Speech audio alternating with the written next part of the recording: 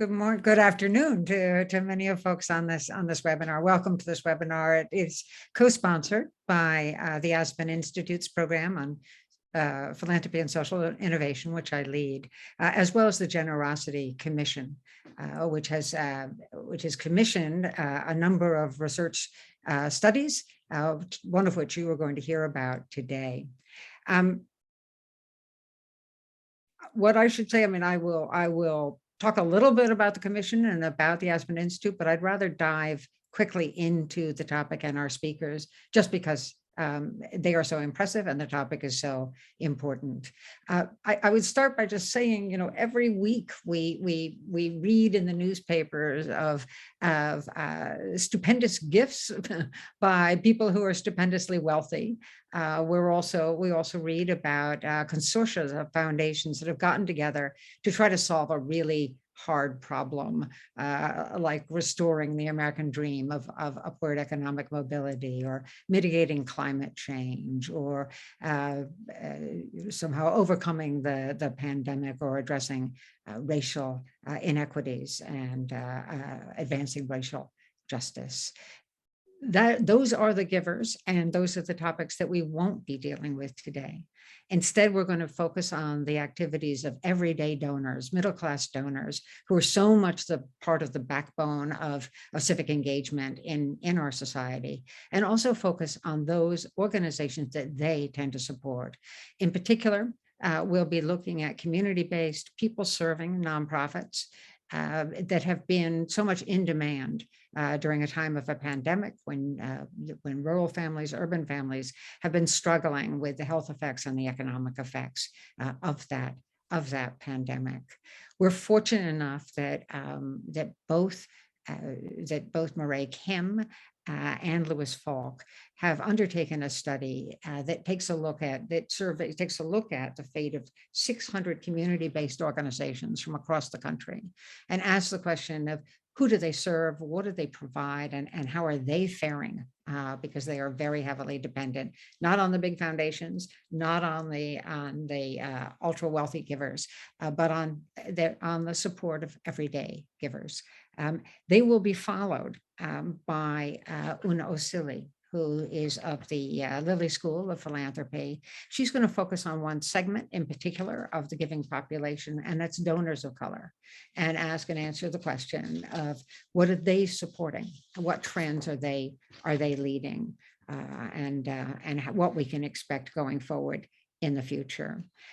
I will start by just saying a word about Louis and Mireille and Una, but note that you can find in the chat box a link to their bios, which are substantial and long. And so I'm just going to point to two things. I'm going to point to their current leading title, but also say just a word about the kind of research they do, so that if you want to reach beyond the reports they're going to be giving you on current research and ask questions about their other areas of expertise, you feel free to do so. By the way, throughout this, please put your questions in the chat, and they will be fielded as we go forward. Louis is associate professor in the School of Public Policy or Public Affairs at American University, and his research focuses on the intersection of nonprofit organizations and public policy, a matter I know of interest to many in the audience. Mireille Kim is Associate Professor of Nonprofit Studies at George Mason University.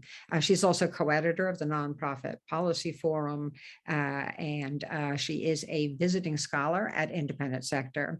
And her research looks at the role of the ways in which nonprofits are responding to increasing ethnic and racial diversity, and also some of the prevalence of nonprofits that are both serve people of color, but are led by people of color as well. Una Osili, I should say, is Associate Dean of Research and International Programs at the Lilly Family School of Philanthropy at Indiana University. That's the first university that created a research program around philanthropy and nonprofits.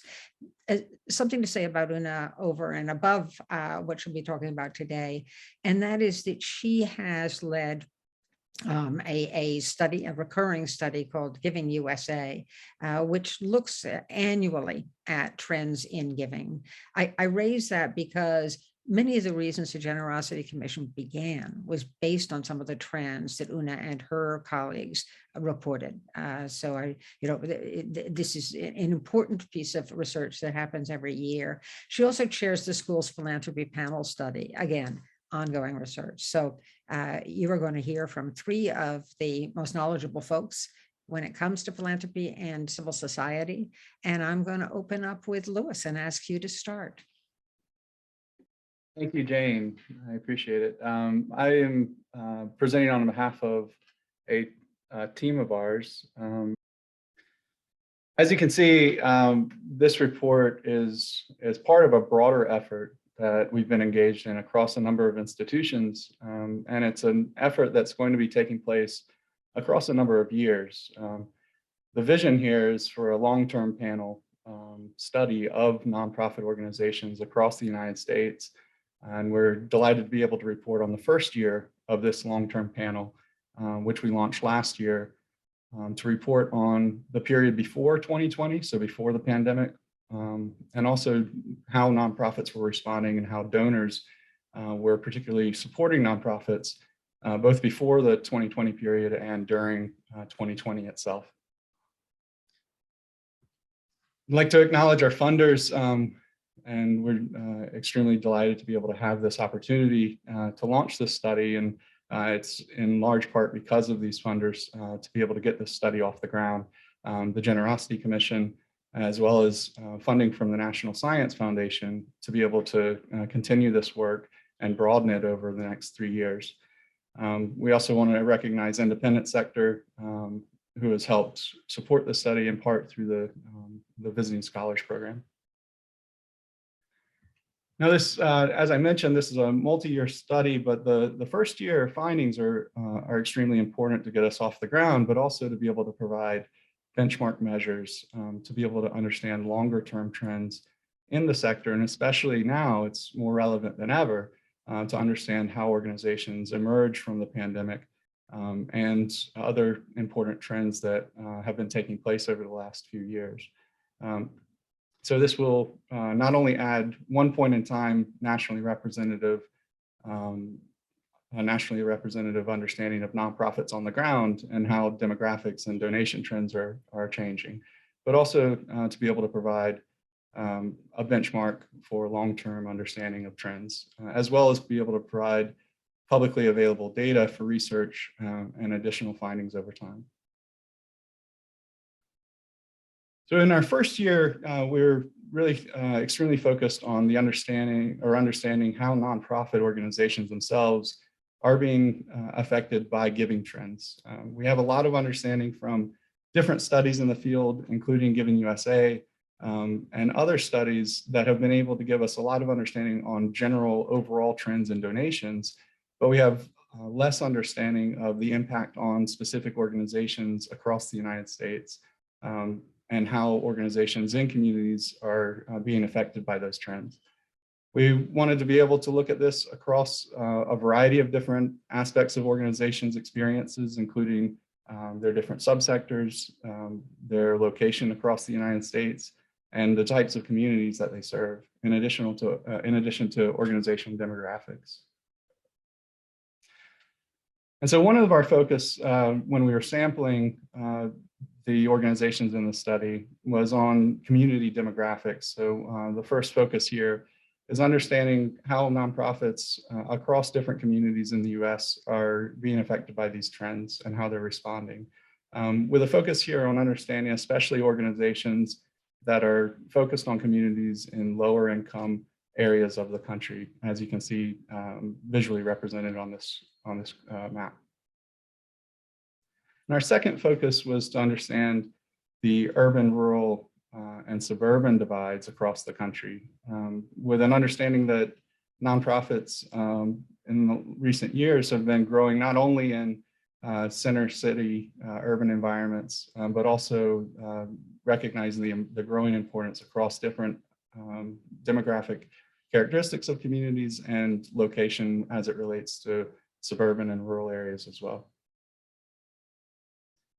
As you can see here, it's just some of the initial or the basic summary statistics to show how we represent the population of nonprofit organizations across these communities, both in terms of geographic representation, but also so you understand that when we discuss these data, they are representative of nonprofit organizations across the US that are above $50,000 in annual expenses and revenue. And they're representative of the field in terms of the different major subsectors, including arts, education, health, and human services. Now, I want to briefly present some of our key findings on donation trends before I hand it over to my colleague Mireille Kim to discuss other findings from the study. Importantly, some of the main findings are that for nonprofit organizations across the country, donations themselves from individuals are extremely important. We knew this already anecdotally. This gives us stronger evidence on the extreme importance, especially for smaller organizations. And if I could see the next slide, please. When we think about small organizations in particular, so when I mentioned that, organizations less than $500,000 in annual revenue or annual expenses, they make up the most or the largest part of the sector, and they depend most heavily on individual donations as a proportion of their total revenue. We also find that with donation trends, if we look at the bottom part of this bar, where we're looking at the period before 2020, we saw evidence that organizations are generally experiencing or were generally experiencing increases in donations. And this is relatively across the board. And this makes sense and was discussed by some of the organizations as a continuing trend of a rebound or recovery following the Great Recession. And this is consistent with other national trends that we see from Giving USA. However, in 2020, as many of us are familiar with, many organizations did experience a strong shock. Not every organization. So we do see that around 46% of organizations did experience some increase in donations during the 2020 period. But a larger percentage than in previous years experienced either moderate or severe declines in their donations. And again, the impact on small organizations is highly apparent here, with smaller organizations experiencing greater decline in donations as a proportion of total organizations, with 42% of small organizations experiencing declines compared to 29% of larger organizations. Now I'm going to turn it over to my colleague Mireille Kim to discuss other findings from this study. Mireille? Thank you, Luis. Hello, everyone. I'm Mireille Kim at George Mason University. And based on Luis's introduction of our study, I would like to focus on the part that our study focused the most, that we were trying to focus on how the donation trend were different by the type of organizations serving mostly people of color or marginalized population. Next slide, please. And we wanted to, before I begin, we wanted to share some background of the demographic of organizations. As you can see the numbers here, more than half of nonprofits provide programs that serve the general public, but also about 45% organizations reported that they provide programs that focus on people and families below the poverty level. Also, many organizations provide programs specifically focusing on marginalized groups, including the Black, African American, Latinos, Indigenous, Native Americans, and Native Americans and LGBTQ groups. Next slide, please.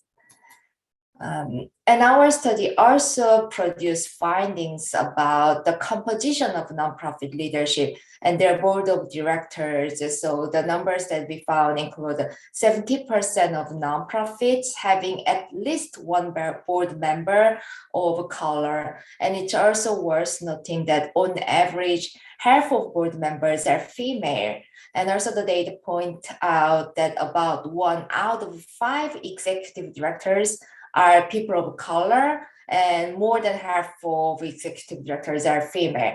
However, that does not mean that we don't have any more challenges to address. We still face significant challenges because there's a non-negligible number of nonprofits out there, about 60% of them, that primarily serve people of color, but are governed by our white board members. And the diversity issue becomes more pronounced in the rural areas compared to suburban or urban areas. Next slide, please. And then we looked at the donation trend between the organization led by white versus those led by people of color. In 2020, the pandemic year that we looked closely, that we found overall donation trends were similar. However, the overall donation trend, the 5 years before the pandemic, between 2015 through 2019, we found greater disparities for POC-led organization. A much larger share of organization led by people of color reported decreases in donation for that period, and they also reported a smaller share of those POC-led organization reported increases in donation. So they had a smaller, the larger decreases, but smaller increases in donations. Next slide, please. Then comparing the rural area versus urban area, we found that a greater share of organization in urban areas than rural areas reported increases in overall donation for 2015 to 2019 period. Before the pandemic, which we looked at for 2015 to 2019 period, we found roughly 1 out of 10 organizations reported that overall donations declined. Next slide, please. However, when we looked at 2020 experience, we found roughly 1 out of 3 organizations reported having had declines in donations. Next slide. We further looked at the pandemic effect, and we found that the pandemic also disrupted nonprofit service capacity that led to the dramatic decline in fee-for-services income. So fee-for-service is an important source of revenue for the nonprofit sector, and it has declined by 30% for the median organization that reported having some fee-for-services before the pandemic. And this financial strain is likely to have exacerbated the financial challenges nonprofit faced, along with the donation decline, especially during the pandemic year. And smaller organizations that depend heavily on donations were hit particularly hard by the decline of this income. Next slide, please. And we also looked at the trends across different subsector organizations, and we found arch organization reported the largest losses in the private fee-for-service income, with the median organization losing 50% of the fees. Next slide. We also looked at how nonprofits were hit for human resources during the pandemic. And we found that full-time employment tend to remain stable overall. However, part-time employees and volunteers that actually represent large share of nonprofit human resources were most vulnerable to the effects of the pandemic. And just to give you a point of the comparison, that in 2019, before the pandemic, part-time employees and volunteers made 85% of our paid and volunteer human resources on average. And this percentage was even larger for smaller organizations with less than 500K annual expenses. Next slide, please. So to weather the pandemic effect, the majority of organizations had to decrease their overall spending and even drew on reserves. Next slide. And more importantly, that over 60% of organizations have suspended programs, and nearly half of them reduced the number of people that they served or the number of programs they had to offer. So the combination of financial strains and the decline in human resources resulted in meeting fewer demands, as you have seen in our chart presented here. So thank you very much. Thank you, both Lois and Marie. I'm going to ask just a couple of questions that have come to me from the audience before turning to Una. And the first is, I mean, I think what's striking when you say 64% have had to suspend their services is the degree to which those organizations that are serving the most vulnerable are themselves the most vulnerable to current giving trends. And so I think, you know, one question I'm going to pose to you to have you sit with for a moment is the question of whether your findings might suggest a reform agenda of some sort. And I'm going to leave that with you for a moment and come to a more specific questions. The Blackbaud Institute recently announced that there was a 42% uptick in online giving between, I think it was 2019 and today, and 2021, that is to say. To what extent have these smaller organizations learned to sort of navigate that space in which new donors are energized, donors who've dropped out are re-energized, but they were also able to give directly to individuals and not to the institutions that serve them? Do we have a sense of the role of that kind of online funding as they affect these organizations? Sure, thanks, Jane. An excellent question here, you know, especially as we kind of think about how organizations are coming out of the pandemic, what lessons we can learn. Our study didn't dive into the different forms of fundraising, but in this next year, we are asking more dedicated questions around how organizations change their fundraising practices in the last year. So we're hoping to have more detailed information coming out after this next year's survey, which is being fielded this spring. But your broader point, I think, is really important, right? That there are changing demographics that we'll be discussing, changing modes of giving, and the smaller organizations tend to have lower capacity than larger organizations to be able to respond to those changes very quickly. As we can see, as you mentioned, those smaller organizations in particular are some of the most vulnerable already to these declines. So I guess I'll kick this kind of question back to the audience even to understand how how practitioners, especially of small organizations, are responding in this way. Marie, do you have other points?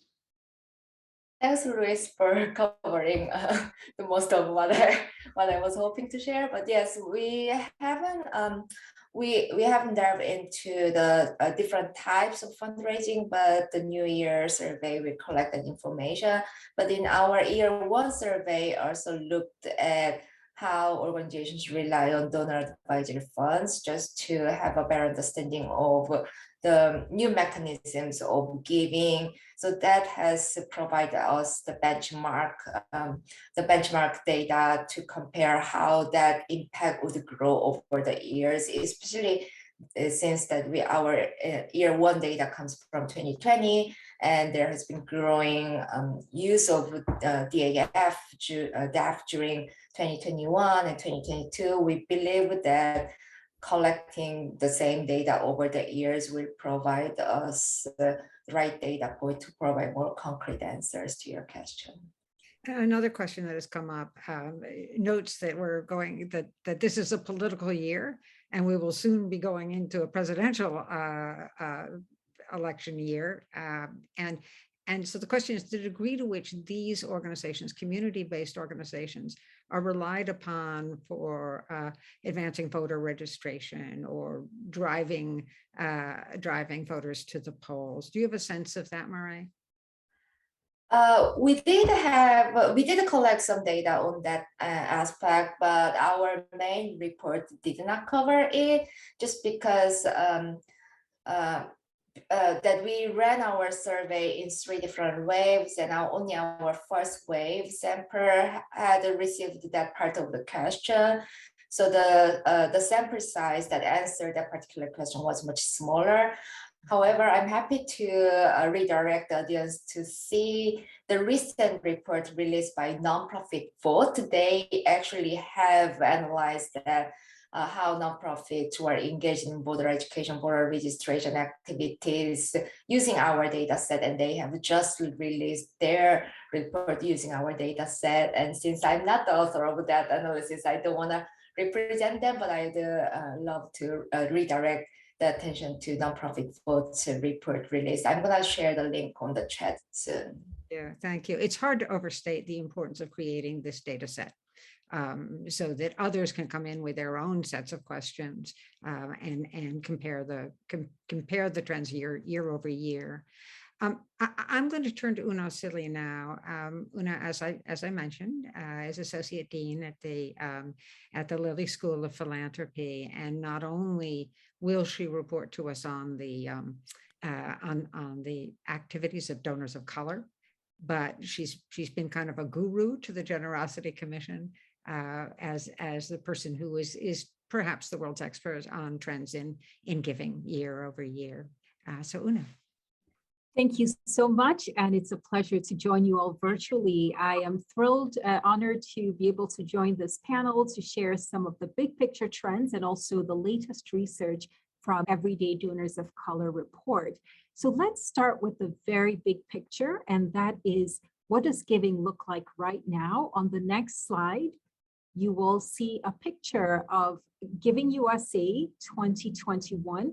Giving USA is the longest running report on charitable giving. We partner with the Giving USA Foundation every year to bring these findings. The latest Giving USA numbers provide the most recent picture of what the giving landscape looks like right now in response to a global pandemic, an economic crisis, and also an ongoing racial and social justice movement. So how did giving fare with many economic shocks? You've already heard the views from nonprofits, but also how did different aspects of the giving landscape evolve during these very turbulent and unprecedented times? To share this perspective, I'd like to start with looking at the Giving USA pie chart. And many thanks to all of our colleagues on the Giving USA side, but also colleagues at the Lilly Family School who help bring this report to life every year. Turning our attention to the next slide, I'd like to share the high-level picture that we have based on the latest data. Giving reached a new record at $471 billion. That's about 2% of GDP. Worth noting is that the largest slice of that pie is still individual giving at 69%. But we've also seen a growth in foundations, especially in the wake of all of the shocks that I've described, where foundations increase their footprint in philanthropy, now accounting for 19%, close to 20% of all giving. In addition, we saw corporations increase their commitments in the wake of the racial and social justice movement, and also in response to the health crisis in communities around the world. Corporate giving, however, has stayed relatively constant at about 4% of all giving. And we also saw an uptick in charitable bequests in the last year. Now, let me just put these numbers in perspective. When we look at the individual segment, we did have a lot of announcements with high dollar philanthropy, but we also saw individual donors at various income levels step up their giving.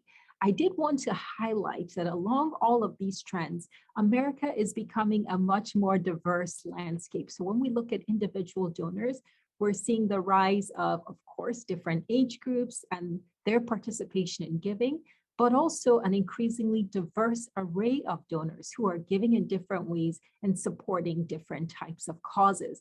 With this as a background, we undertook this research called Everyday Donors of Color that attempts to understand how everyday donors of color are giving during this period of great change, but also how they in turn are changing the philanthropic sector.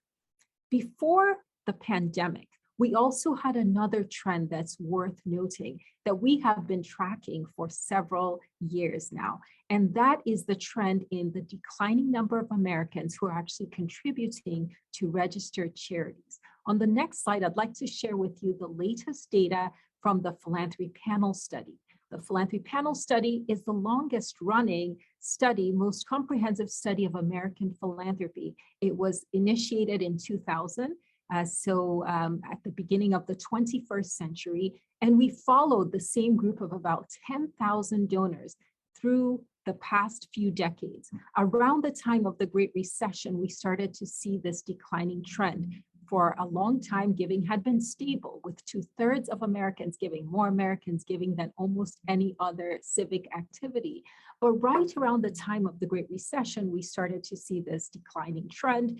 And I want to help all of us understand that actually this trend really cuts across a lot of groups that we often think about, but the groups most affected were younger donors. They were most likely to stop giving and not return to giving after the Great Recession. We also saw lower income households, households with less education also join the ranks of non-donors. To put this in perspective, the change that we saw, the decline, the drop in giving, is what we describe as almost a 20 percentage point dip in the fraction of Americans who are giving. At the very same time, among those households who are giving, giving has increased or perhaps stayed steady during this period. What we have not done as much work on is to unpack how these trends vary by race and ethnicity. Our early studies reveal that for all ethnic groups, really, this decline did take place, but we did see some different patterns by race and ethnicity. And I should also note that one other area that we looked at quite closely is how this varied by giving to religious congregations, as well as giving to secular causes. So all of this information can be found in our Declining Donors Report, which provides a lot of granular information about how giving has changed over the past two decades. Now, keep in mind, all of this information was collected before the pandemic. And so what we have the opportunity to do now is to look at what has been taking place during the pandemic. So turning to the next slide, I'd like to just provide a quick snapshot of our Everyday Donors of Color report. This report is one of the first of its kind, which actually shines a light on donors of color who have been for a long time relatively understudied within the philanthropic sector. The Lilly Family School, in partnership with many organizations, including a very distinguished group of advisory council members, scholars, and practitioners, took this enormous project on during the pandemic. It includes, on the next slide, first, an environmental scan, a systematic literature review of all the work that's been done to date on philanthropy among communities of color. We also embarked on a large nationally representative survey in partnership with the National Opinion Research Center at the University of Chicago. In addition to the quantitative research over the past few years, we've conducted focus groups with diverse groups of donors, including African American, Asian American, Hispanic donors, Native Americans, and also LGBTQ donors. And finally, because the goal of this study is really to shine a light on how Americans of all backgrounds are giving, we took on 2 case studies on mutual aid, which is a long-established practice of giving, especially in communities of color, that has received significant attention during the COVID crisis and also the racial and social justice movement. So with all this, what did we find? So let me just share very high level some of the takeaways. The most important finding is that donors of color are very much involved in philanthropy. They are giving in very unique ways, but they're also giving in a more perhaps expansive way. When we look at not just giving to formal registered charitable organizations, but also through informal networks and giving through crowdfunding. We find that donors of color are actually giving at higher rates, especially when we examine the informal giving. Another key finding from the report is that giving to racial and social justice has increased during the past few years. Prior to the pandemic, about 12 to 13% of Americans reported giving to a racial or social justice cause. And in 2020, we saw that that number had increased to about 16, 17% of Americans giving to racial and social justice. We've heard a lot about companies and foundations making large-scale commitments, multi-year commitments, pledges, but we don't know very much about households and their involvement in this racial and social justice movement. When we examine everyday donors of color, we find much higher giving rates to racial and social justice, with Asian donors leading the way and also Black donors. You may ask, what does it mean to give to racial and social justice causes? In this study, this includes 3 types of giving: direct support to individuals affected by racial or social injustice, grassroots organizations, and also nonprofits addressing issues related to racial equity. There is a lot more work to be done around this new form of giving that spans boundaries, but there's also, I think, a lot of reason to be hopeful and optimistic as we look at how donors of color are helping shape the nonprofit landscape going forward. When we look at the motivations for giving to racial and social justice, many see this as a way of addressing root causes and helping address longstanding issues, including some of us have been following the anti-Asian hate movement, and also education and longstanding issues of discrimination in communities around the country. So just to close, there's a lot of data to sift through. I would encourage you to download the report, and also to think about what this study and several of the other studies have highlighted mean for the future of giving. One, demographics of the country are changing, which means America will see an increasingly diverse group of donors. Technology is also shaping the future of philanthropy. And then finally, as we think about the changing landscape, donors of all different backgrounds bring different preferences and interests that also will shape the sector going forward. So I will stop here and turn it back over to Jane. Thank you so much, Una. One question, I mean, this is wonderful research and really, really helpful. You know, we have often heard about the desire of large foundations to support those organizations, those nonprofits that are led by people of color, governed by people of color in the boards, and Murray spoke a little bit to that. I realize you were looking at the givers rather than the receivers in this relationship, but are you seeing a similar effort on the part of donors of color to try to support and build the capacity of organizations led by people of color?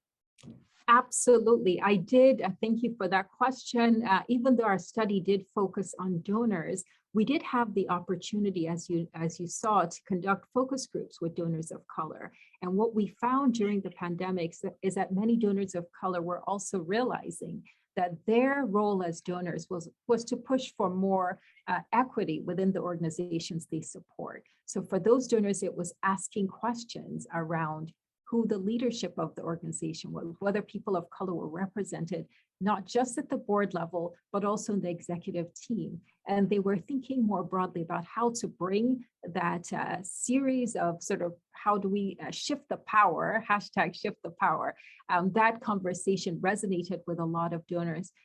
For some donors, they've been working on these issues all along. So I don't want to say that 2020 suddenly opened their eyes to these questions. But what it did was provided a moment which was unprecedented with the killing of George Floyd, where more funders were willing to engage in those conversations. So everyday donors and donors of color who were in positions of leadership were able to push for lasting change. One of the items you spoke to was the role of faith and faith-based giving, faith-inspired giving, and giving to faith-based institutions. We think of that as very much, a big part of everyday givers' lives, and particularly donors of color. What are you seeing there as, for example, I think a lot of people worry when they see less attendance at church or mosque or temple, and worry that that might impact giving to advance faith-related causes. What are you seeing there? So I'll try to answer your question in two parts. First, the data. What we see across the board is the decline in religious giving to religious congregations. That actually is a much steeper decline than what we're seeing for secular giving, more broadly giving to secular organizations. However, when we look at everyday donors of color, it's worth noting that religious giving still plays a very important role, and that for many donors, not only they're giving to religious congregations, but religious congregations form part of their own identity as givers. When we had our focus groups and talked to donors, time and time again, the theme that emerged is that many donors give because of their religious values. So it's really difficult to unpack that religious identity from their giving. In addition, when we look at congregations and their role in communities, especially during this time of crisis, Black churches, Asian American churches, Hispanic congregations, and so forth, Native American communities have really relied on their religious communities for organizing, for delivery of services. So I think it's perhaps worth noting that even when we see these declines in giving to religious congregations, religious communities are still a big part of the nonprofit sector, and that's not going to go away. The challenge ahead, though, is for religious congregations of all different groups to actually start to innovate, to meet donors where they are. We see that donors are giving through these new mechanisms, crowdfunding, online giving. Many congregations do not have that infrastructure in place. So I think there is this disconnect, and we saw this very clearly, both in the data and the focus groups, that there's a need for the religious congregations to actually connect with the donors, especially where it relates to online giving, online engagement. We have another question, which perhaps I should direct to Murray, only because Murray, you spoke about donor advised funds. And the questioner asks, does the household data include donor advised funds giving? And are we seeing that rising or falling when it comes to community-based organizations? You might similarly ask the question more broadly about community foundations, as well as their deployment of DAF funds. So our data looked at how the donor advisory fund was received by the organization side. We didn't look at the individual giving data, but from the organizational perspective, because we surveyed organizations, and what we found was about half of the organization reported they did receive the giving through donor advised funds. Unfortunately, we don't have answer for the trends because we only asked about how they did in 2020. But the good news is we are asking the same question again for 2021, like the new survey, and we plan to continuously ask the same question over the years. So we will have the longitudinal data about how nonprofits are receiving through donor advised funds in the years to come. But for now, a few data points I can share is that on average, half of the organization, the everyday organization that serve people with basic community services, that about half do report receiving them. However, when we looked at different size of organization, smaller organizations were much less likely to receive through donor advisor fund, and also the organization led by people of color were less likely to receive through the donor advisor fund. So there can be multiple reasons why, and one of the reasons is to develop the skills and knowledge to understand how the donor advisor funds work, and to create some network relationship to get the funds through the DAF. Luis, do you have anything to add? No, that's exactly right. I was just going to highlight some of those findings like you did. So around a third of organizations under $100,000 report receiving donor advised funding. And that's compared to around 2/3 of organizations over $1 million in annual revenue. So there's quite a disparity there. And we see other disparities that are important for, especially relative to these other trends that we've been discussing. Are there particular messages for community foundations? What should they read into this and how should it affect their behavior? Yeah, well, I would just say, and this extends to other types of funders as well. I mean, some in the Q&A, some people have asked specifically about smaller family foundations, and that relates to individual giving as well as through donor advised funds. Our report, and if we look kind of overall, it's kind of a story of these disparities in the sector, and a lot of these disparities occur between smaller organizations that lack capacity and larger organizations that have that capacity. So just encouraging donors of all categories to consider those dynamics in the field and seek out the organizations that could use your funding potentially more than others. There's been a lot of talk recently about what's referred to as proximate philanthropy, that is giving to leaders who are of the communities they seek to serve, that understand the assets, including intangible assets that those communities have, like trust would be one of those assets, but also value the homegrown solutions that communities devise. Are you, in this context, do you expect much more giving by the larger institutions to community-based organizations led by people who are of the community? No, I think this points to some important, other trends that are very important, especially as it relates to collaboration and organizations working beyond their own boundaries to think about community impact. And this also, again, extends to funders and donors to think about, not only funding individual organizations, but networks of organizations that are responding to community needs.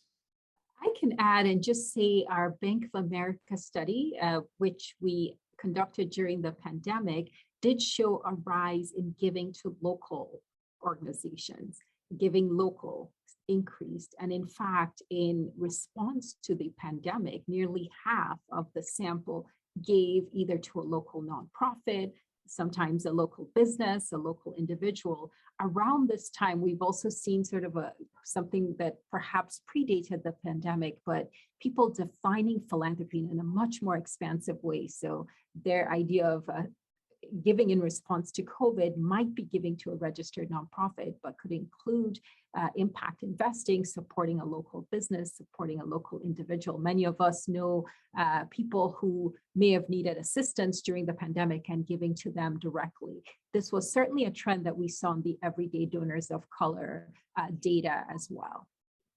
And of course, we saw, in fact, the Generosity Commission supported surveys undertaken by Stanford University's program on philanthropy and civil society that surveyed American families and asked how they give, how they volunteer in their own words. And it was much broader, as you noted, and it resulted in Lucy Bernholtz's book, How We Give, and I commend people to that. We also saw a trend amongst large foundations in response to COVID, saying, gee, not only are we going to be transferring funds to community foundations so that they can redistribute them to community-based organizations, but in some places even establishing local funds to which larger foundations contributed.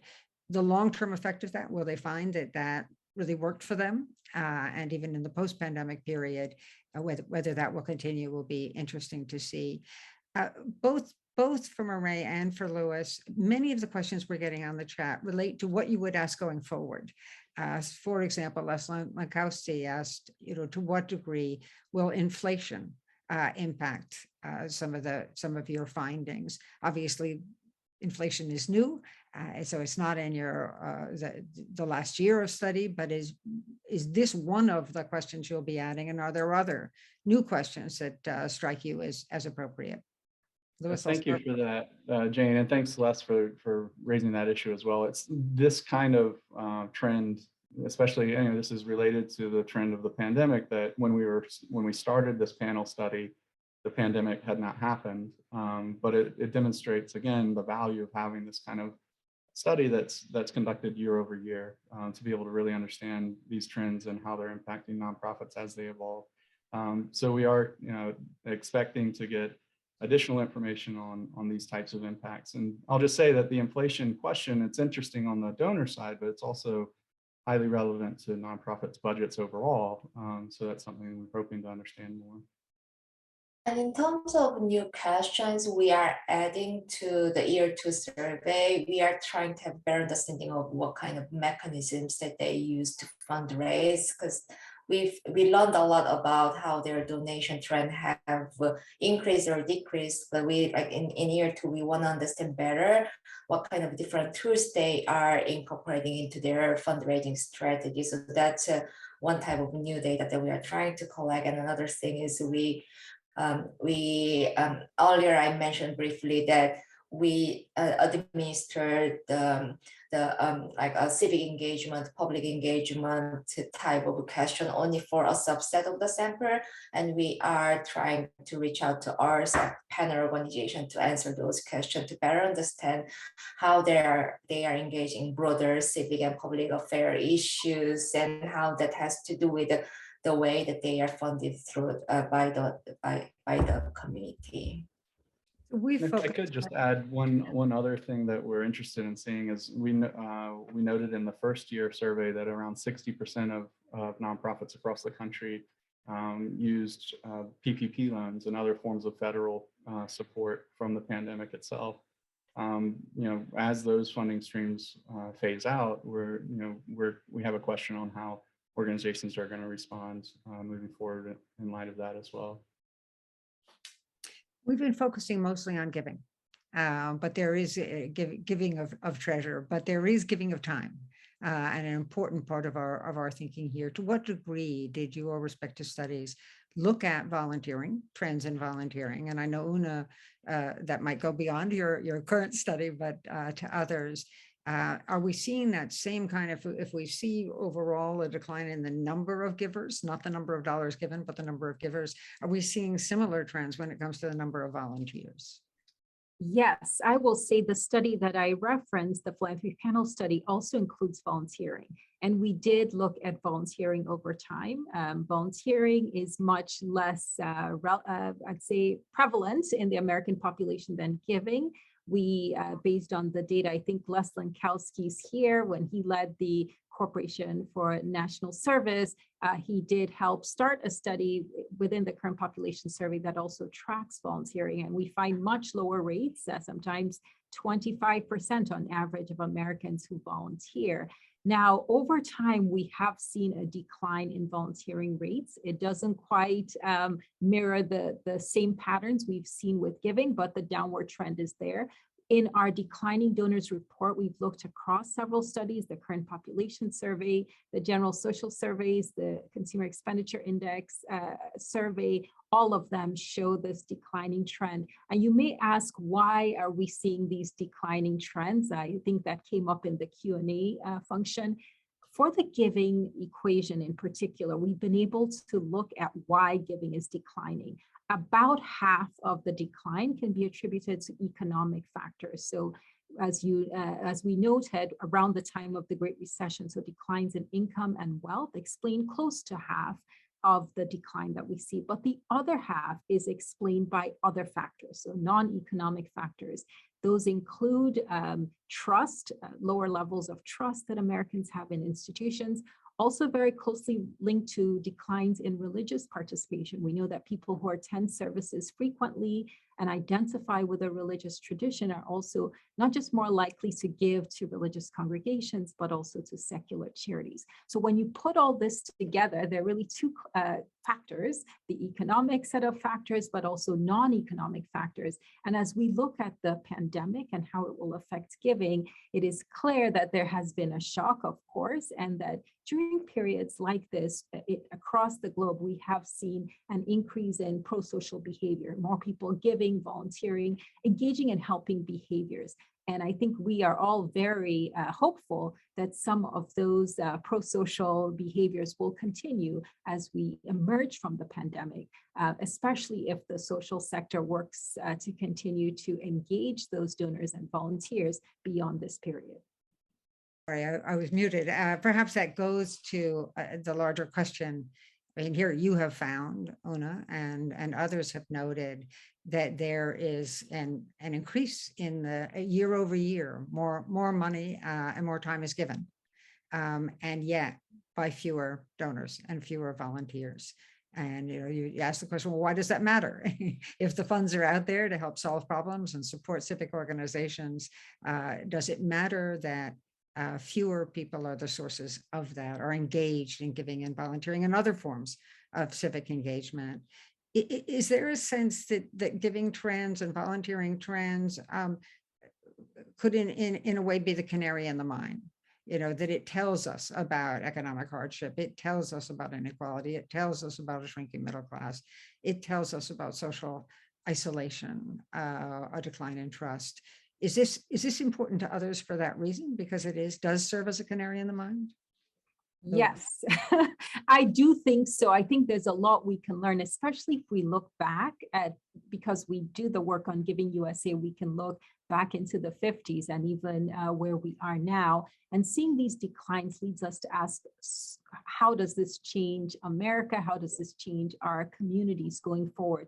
And what I like to often point to is the fact that generosity cuts across race and ethnicity and background. And the fact that fewer Americans are participating has a lot of implications for our civil society, which historically has been very inclusive. In other words, people have found ways to connect and contribute and be involved in the provision of public goods in their communities. I think the call to action, if there is one from this research, is how we can continue to make sure that giving is inclusive, does allow people of all different backgrounds to connect, and that we reduce barriers to generosity, both giving of money, giving of time, but other ways that individuals of all backgrounds can participate. And the economic factors are certainly perhaps something the nonprofit sector has less control over, but the building of trust and the creating opportunities through technology and others so that people of all different age groups, backgrounds, and so forth can participate. Yeah, and if I add to that, the one of the motivation of our study was driven by the fact that there has been fewer number of individuals making giving, although the giving as a total has been increasing over the years. So when we first found started analyzing our survey data, we were somewhat surprised to see that the most of organizations has actually reported having increased the donations before the pandemic during 2015 to 2019 period, although that trend has reversed during the pandemic time in 2020. But then later, as we got into more in-depth analysis, we learned that that's partly because one of the reasons that I mentioned earlier, that the survey participants do not include religious institutions, and religious giving is the largest share of the American giving. So because we don't include the giving made to the religious organization, that was not seen in our data. And another thing was when we actually looked at the organization by different size of organization, we found that smaller organization did not enjoy that much increase as the larger organizations did. So what that implies is that as the number of organizations gets smaller, the number of donors gets smaller, the number of organizations that get benefited from individual giving, the larger philanthropic giving, would be limited to larger, smaller organizations. And in the state, we would like to see the larger number of organizations engaging with the broader community, like the community-based activities that provide the community-based activities that are more inclusive of everyone in the community. So that can result in having smaller smaller number of small organizations that are more connected in our daily lives. So that can be one implication coming out of the two studies that we talked about today. Thank you so much, Murray and Lewis and Una. And let me just mention the one other piece of research that is upcoming that is supported by the Generosity Commission is research undertaken by Nathan Beets of the University of Maryland, who's looking at the connection between giving and volunteering and that sense of social connectedness that comes from that, and asking the question of whether that individual sense of social connectedness actually adds to the cohesion of our society more broadly, and to therefore our capacity to solve problems, and to self-govern, right, in the most effective way. Starting all of this, we need a base of knowledge, and as we think about our own actions and the messages we deliver to policymakers and business leaders and others, it is all based on the kind of knowledge that the three of you have generated. So thank you so much for this opportunity to hear from you.